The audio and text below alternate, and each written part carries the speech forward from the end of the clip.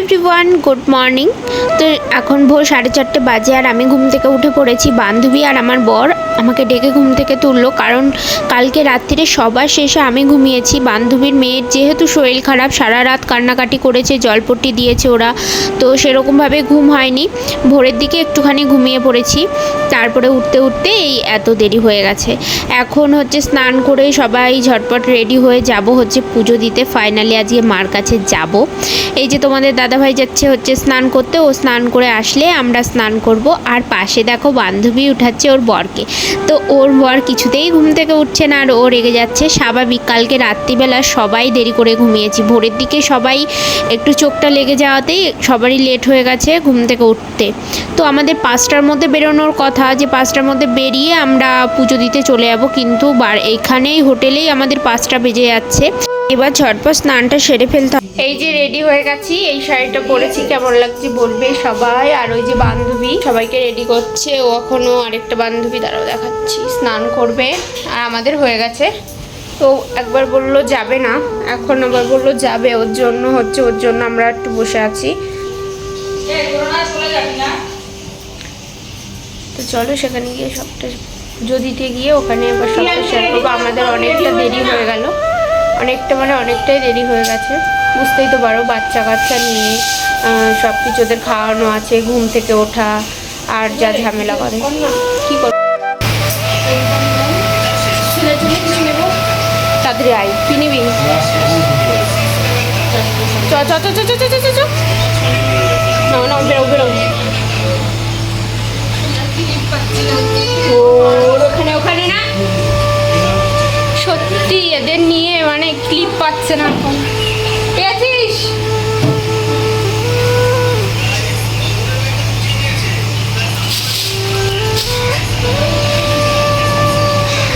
এখন না তো আসলে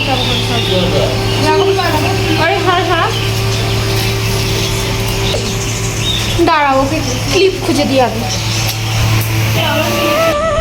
তো এই যে বেরিয়েছি অবশেষে। তো ঠিক আছে। আর ওরা কেন স্নান হয়নি, আমরা বললাম যে আমরা যাই, তা তোর জন্য লাইন রাখবো, তুই তাড়াতাড়ি আসবি। ওর জন্য আমরা এই বেরিয়ে পড়েছি, অনেকটা দেরি হয়ে গেছে। ওটা পান্ডা বলে তো, পান্ডাই তো বলবো। হ্যাঁ, তার সাথে যাবো পুজো দিতে। তিনি অনেকক্ষণ এসে বসে রয়েছে। এখন ওই 8টা সাড়ে 8টা মতো বাজে। বেরোনোর কথা ছিল 5টায়, আর বেরোচ্ছে হচ্ছে 8টা সাড়ে 8টার সময়। তাহলে বুঝতেই পারছো অনেকটা দেরি হয়ে গেছে, রোদ উঠে গেছে পুরো একদম বাইরে। আর আমি আমার বরকে খুঁজে পাচ্ছি না, ফোন করছি, ফোনটাও রিসিভ করছে না। তো যাই হোক, এই যে টোটো দাঁড়িয়ে গেছে, এবার আমরা টোটোতে উঠে যতক্ষণে মার কাছে যেতে পারি আর কি, ওইটুকুনি দেরি। বান্ধবী পরেছিল সাদা দিয়ে লাল দিয়ে শাড়ি, আর আমি পুরো লাল কালারের শাড়ি। তো আমরা দুই বান্ধবী মিলে আগের থেকেই ঠিক করে রেখেছিলাম যে এই শাড়িটা পরবো। এই শাড়িটা আমাকে তোমাদের দাদাভাই পুজোর সময় দিয়েছিল, পরে অষ্টমীর বাটা দিয়েছিলাম। এটা হচ্ছে আমার খুব পছন্দের একটা শাড়ি কিন্তু। আর আমি মাকে পুজো দেওয়ার জন্য এই শাড়িটাই বেছে নিয়েছি, যেটা পরেই পুজো দেবো। আবিরকেও একটা লাল কালারের গেঞ্জি পরিয়েছি, তোমাদের দাদাভাইও লাল কালারেরই পাঞ্জাবি পরেছে। তো যাই হোক, সবাইকে খুব সুন্দর লাগছে, সব কিছুই ঠিকঠাক আছে। অত দূর থেকে এসেছি মাকে পুজো দেওয়ার জন্য, পুজোও দিতে যাচ্ছি, কিন্তু এসেছিলাম তো 3 বান্ধবী মিলে, 3 জনে একসাথে পুজো দেবো বলে। ওই বান্ধবীও পুজো দেওয়ার জন্য একটা সুন্দর শাড়ি কিনেছে, যে আমরা 3 জনে একসাথে শাড়ি পরে মাকে পুজো দেব। কিন্তু দেখো কপালটা এতটাই খারাপ, আমরা যাচ্ছি হচ্ছে 2 বান্ধবী মিলে, আর ও আসছে বললো মেয়েকে রেডি করে, যেহেতু বাচ্চাটার শরীর খারাপ ওর জন্য ও একটু দেরি করে আসছে। তোমাদেরকে তো বললামই আমরা লাইন রাখবো ওর জন্য। তো আমরা যাচ্ছি আগে 2 জনা মিলে, আর ও একটু পরে আসছে, ওর জন্য একটু খারাপ লাগছে যে একসাথে ভেবেছিলাম পুজো দেবো, যাবো একসাথে, কিন্তু সেই যেতে হচ্ছে 2 জনা মিলে ওকে ছাড়া। এটাই আর কি খারাপ লাগে। এই যে ফাইনালি চলে এসেছি মন্দিরটা। তো সত্যি কথা বলতে কি, ফোনে দেখতাম, ছবিতে দেখতাম মন্দির, মানে মার ছবি, আর ইচ্ছা হতো মনে মনে যে আমরাও যাব পুজো দিতে, কিন্তু কখনো ভাবতে পারিনি যে সত্যি সত্যি এখানে এসে পুজো দেব। ভগবানের জায়গায় যদি না ভগবান ডাকে, আসা যায় না। কথাটা সত্যি আমার ক্ষেত্রে একদম খেটে গেছে। কারণ ইচ্ছা হতো যে তারাপীঠ আসবো, তারা মার কাছে পুজো দেব। হ্যাঁ, আমরা অনেক কবার বলেওছি যে আসবো, কিন্তু সত্যি কথা বলতে কি আসা হয়ে ওঠেনি, আর সেরকম সুযোগ সুবিধাও হয়নি। কিন্তু এইবার যে আমরা হঠাৎ করে চলে এসে পুজো দেব, সেটা একটা মায়ের ইচ্ছাই বলতে পারো তোমরা। কারণ মা আমাদের সত্যিই ডেকেছে বলেই আমরা এসেছি। এতটা কথাটা জোর দিয়ে বলতে পারছি একটাই কারণ, সেই কারণটাই এই ভিডিওতে আজকে তোমাদের সাথে শেয়ার করব। তো কারণটা হচ্ছে, একদিন রাত্রে আমি হঠাৎ মায়ের স্বপ্ন দেখি। মায়ের যে অন্নভোগটা দেয় তার ওপরে যে মাছের মাথাটা থাকে, সেটা পুরো আমি মানে স্বপ্নে দেখি। তারপরে আমি বাড়িতে জানাই, আমার বরকে জানাই। তারপরের থেকে আমরা ভেবেছিলাম যে পুজো দিতে আসবো। তারপরে সেম স্বপ্ন আমার বড়ও দেখে। তো তারপরে একদম ব্যাপারটাকে সিরিয়াসলি নিয়ে নিই যে না, যেতেই হবে, যে করেই হোক সময় বার করে আমাদেরকে যেতেই হবে। তারপরে এই যে সবাই মিলে চলে আসলাম মার কাছে পুজো দিতে। তো আমরা তো ডালা নিয়ে একদম রেডি পুজো দেব বলে। আর আমাদের যিনি পান্ডা, তিনি আমাদেরকে বলে দিচ্ছে যে এই দিক দিয়ে যেতে। তো আমরা এখানে দাঁড়িয়ে রয়েছি এখন, আর আমরা দুই বান্ধবী মিলে আলোচনা করছিলাম যে আমাদের কতবার বাধা এসছে এখানে আসা নিয়ে, সেটাই বলাবলি করছিলাম।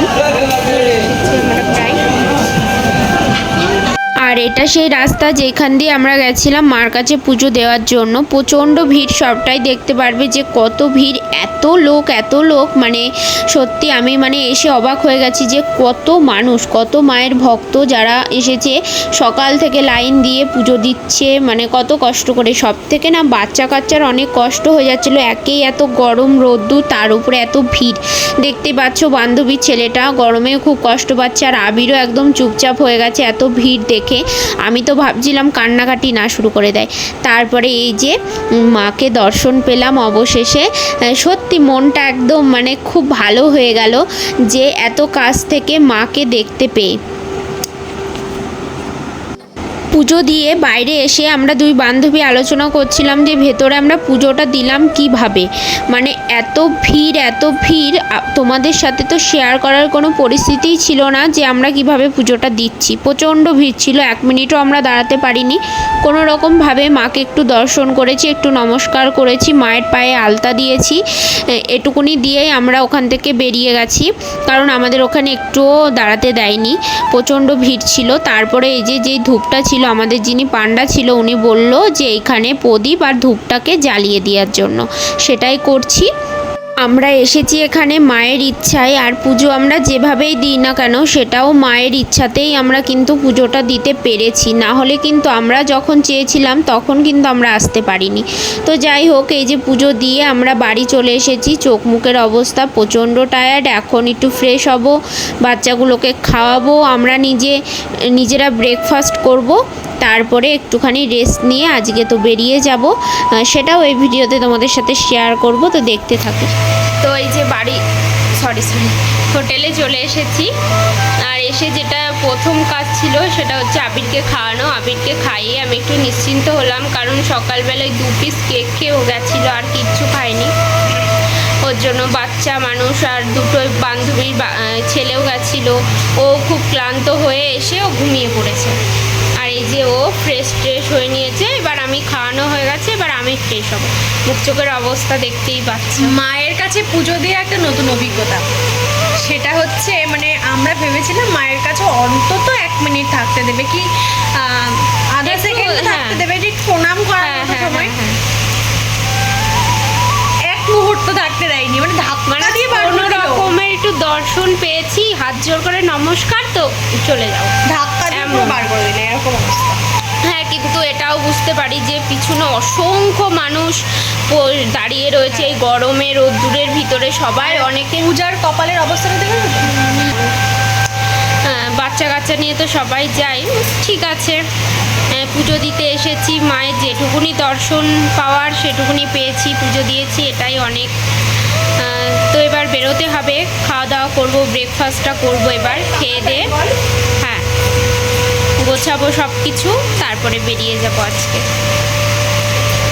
আর এই চলে এসেছে আমাদের ব্রেকফাস্টে ছিল আলুর পরোটা আর আলুর তরকারি। তো খাবার দাবার মোটামুটি ভালোই ছিল। আর এই যে চলে এসেছে বান্ধবীও পুজো দিয়ে। 3 বান্ধবী একসাথে পুজো দিতে পারিনি ঠিকই, কিন্তু অবশেষে 3 জনায় পুজো দিতে পেরেছি। এটাই সব থেকে ভালো লাগছে যে আমরা পুজো দিতে এসেছিলাম আর সবাই পুজো দিতে পেরেছি। যখনই আমাদের আসার দিনটা ঠিক হতো তখন থেকেই নানান সমস্যা, আর শেষমেশ যখন এসেছি তখনও সমস্যা। অবশেষে সমস্ত সমস্যার সমাধান করে আমাদের যেটা মূল উদ্দেশ্য পুজো দেওয়া, সেটা আমরা করতে বলে না যার শেষ ভালো তার সব ভালো। সকাল 10টা-11টা বাজে আর আমরা তখন বসেছিলাম ব্রেকফাস্ট করার জন্য। সবারই খিদে পেয়েছিল, কারণ সবাই সকাল থেকে উপোস করেছিল। ওই ঘরে সবাই ঘুমাচ্ছে, বান্ধবীরা সবাই ঘুমাচ্ছে, শুধুমাত্র আমি একটুখানি ঘুমিয়েছিলাম, চোখটা লেগে এসেছিলো। তারপরে হঠাৎ করে ঘুম ভেঙে গেল যে আবিরকে স্নান করাতে হবে। উঠে স্নান টান করিয়ে ওকে রেডি করিয়েছি, এবার ভাত খেলেই হয়েছে। ভাত খাইয়ে তারপরে আমরা বেরিয়ে পড়ব। তো গাড়িতে যাওয়ার কথা ভাবলেই এখন থেকেই মাথাটা যন্ত্রণা শুরু হয়ে যাচ্ছে। অনেক দিন উঠি না, সত্যি কথা বলতে আমার গাড়িতে জার্নি করা ভালো লাগে না। ট্রেন জার্নি ঠিক আছে, কিন্তু গাড়িতে আমার ভালো লাগে না, সত্যি কথা বলতে। এই জানলাটার সাইডে দাঁড়িয়ে সত্যি প্রকৃতির হাওয়া আর ফ্যানের হাওয়া, বাইরে দেখো রোদ, কিন্তু প্রকৃতির এত সুন্দর হাওয়া, সেই হাওয়াটা খুব ভালো লাগছে, ঠান্ডা।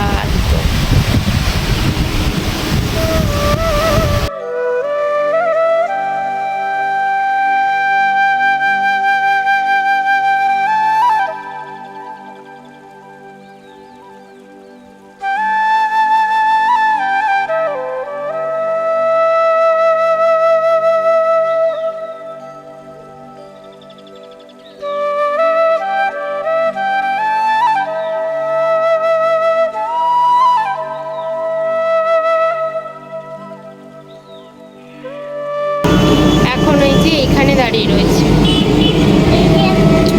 খাবারের জন্য ওয়েট করছি, খুব খিদে পেয়েছে। আর সত্যি কথা বলতে মনে হচ্ছে আরেকদিন থাকলে ভালো হয়, বাড়ি যেতে ভালো লাগছে না। সেই একঘেয়ে রুটিন, কাজ বাজ ভালো লাগে না।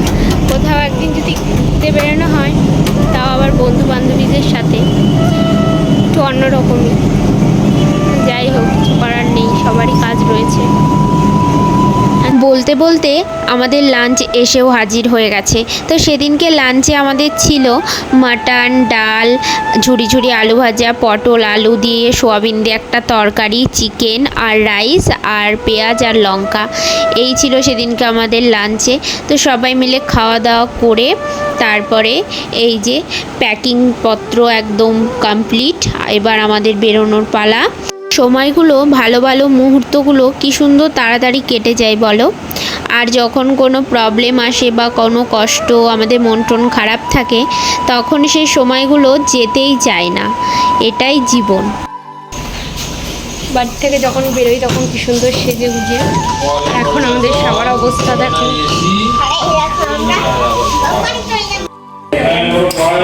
টোটো করে তারাপীঠ থেকে কোথায় হবিবপুর যাওয়া যায় টোটো করে, তাহলে আজকে সারাদিন লেগে যাবে। এটা হচ্ছে বান্ধবীর মেয়ের মামামের কথা, যে ও টোটো করে, গাড়ি করেও যাবে না, কারণ ও গাড়িতে গেলে নাকি ওর প্রবলেম হচ্ছে, ওর জন্য গাড়িতে করে যাবে না, ও টোটোতে করে বাড়ি যাবে। তাই সেটা নিয়েই আমরা হাসাহাসি করছিলাম আর বলতে বলতে বেরোচ্ছিলাম। বাড়ি যেতে কারোরই ইচ্ছা করছে না, কিন্তু কিছু করার নেই, বাড়ি তো যেতেই হবে। তো আমাদের এই 2 দিন ভালোই আমরা আনন্দ করতে করতে কাটালাম। যেমন নাচানাচি করতে করতে এসেছিলাম, সেরকমই নাচানাচি করতে করতে বাড়িও ফিরছি। তো সব কিছুই ঠিকঠাক ছিল, যদি না মাম্মামের শরীরটা খারাপ হতো। তো যাই হোক, এখনও একটু ভালো, তাই ওর মায়ের মুখেও দেখো কি সুন্দর হাসি। তো সত্যি কথা বলতে কি জানো তো, 3 বান্ধবীর মধ্যে যদি একটা বান্ধবী না আসে বা একজনের মন খারাপ করে, তো স্বাভাবিক আরও 2 জনেরও মনটা ভালো থাকে না, ভালো লাগে না। তখন 3 জন একসাথে আছি, ততক্ষণ মজা করতে করতেই বাড়ি ফিরবো। গাড়িতে উঠে আমরা তিনজন বলা বলি করছিলাম যখন আমরা আসি তখন কত সুন্দর সেজে গুজে আমরা এসেছিলাম, আর এখন আমরা বাড়ি যাচ্ছি আর আমাদের তিনজনের অবস্থা তিন রকমের। কারণটা আমরা ইচ্ছা করেই কেউ সাজগোজ করিনি। একে এই দুপুরবেলা এত গরমের মধ্যে খাওয়া দাওয়া করে গাড়িতে করে যেতে হবে, আর গাড়িতে করে যাওয়া মানে একটা বোরিং ব্যাপার, কারোরই ইচ্ছা করছে না গাড়ি করে যেতে, আর মামামের তো নয়ই। দেখো মুখটা কেমন যেখান থেকে করছে। বান্ধবীকে গাড়িতে তুলেছিলাম সেখানেই বান্ধবীকে ড্রপ করছি, ও এখন বাড়ি চলে যাবে। আর সবারই মন খারাপ, আমাদেরও মন খারাপ। আসলে ও থাকা মানে আমাদের গ্রুপটা পুরো একদম হাসিতে হাসিতে ভরে যায়। আমরা সারাটা রাস্তা মজা করতে করতে হাসতে হাসতে এসেছি, আর ও এখন বাড়ি চলে যাচ্ছে। আর আমাদেরও মনটা একটু খারাপ যে আবার কবে তিনজনে একসাথে ঘুরতে যাব। এমনিতে তোমরা তো আমাদের ভিডিওতে দেখতেই পাও যে আমরা মাঝে মাঝেই তিনজনা দেখা করি, তবুও তিনজনা দেখা করার একসাথে মিলে ঘুরতে যাওয়ার মধ্যে অনেক পার্থক্য। তবে খুব শীঘ্রই আমরা তিনজনা মিলে আবার কোথাও একটা ঘুরতে যাব।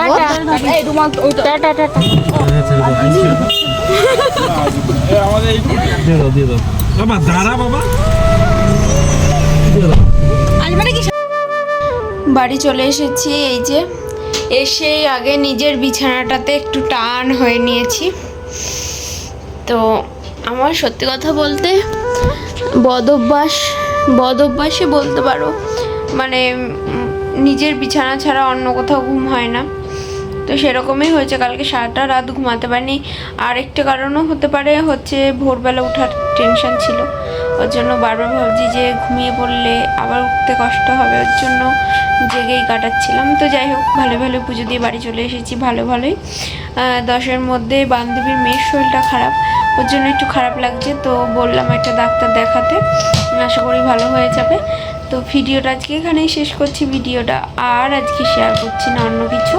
ভিডিওটা এখানেই শেষ করছি। ভিডিওটা কেমন লাগলো অবশ্যই কমেন্ট করে জানাতে ভুলো না।